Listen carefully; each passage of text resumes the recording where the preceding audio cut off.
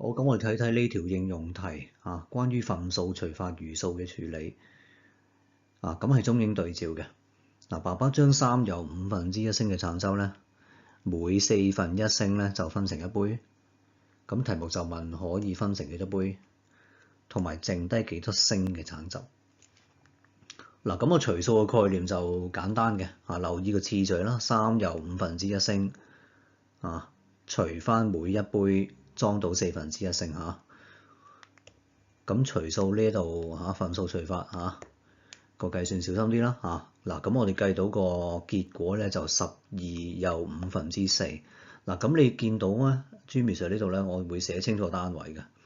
呢度個概念係非常之重要個單位係12又4/5杯。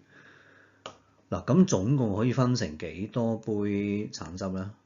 呢樣咧就應該好容易睇到啦就係整數部分啦好多同學都睇到啦，即係總共可以分成12杯橙汁嘅呢個簡單啦，睇翻整數嗰部分。跟住餘數咧，我哋搞清楚個概念啦咁好多同學仔咧就見到呢個4/5就係個餘數。其實呢個概念唔可以話錯嘅，4/5其實都真係代表個餘數，但係我哋要留意埋個單位，個單位係4/5杯所以頭先我寫埋個單位嘅係4/5杯。咁但係啦，題目就唔係問幾多杯喎，題目問餘下幾多升嘅橙汁。咁所以我哋要轉翻單位即係我哋咁樣去諗啦我哋而家有個杯喺我哋面前呢個係杯 OK 如果裝滿就係咁多啦咁而家咧嗰啲橙汁咧就未滿嘅嗰啲橙汁咧就係4/5杯啦佔咗呢個杯嘅容量4/5嘅。咁我哋就咁樣諗啦，我哋唔想要呢個杯啦我哋想要翻啲橙汁即係我哋想要計翻幾多升。咁你見到下低呢條式咧，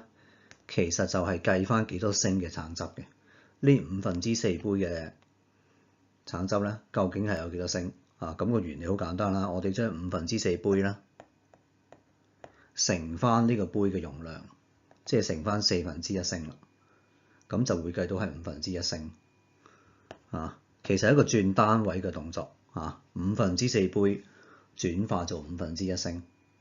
咁即是話咧，剩低係有1/5升嘅橙汁啦。咁所以呢度個重點就係要搞清楚個單位雖然老師冇要求我哋必須要寫單位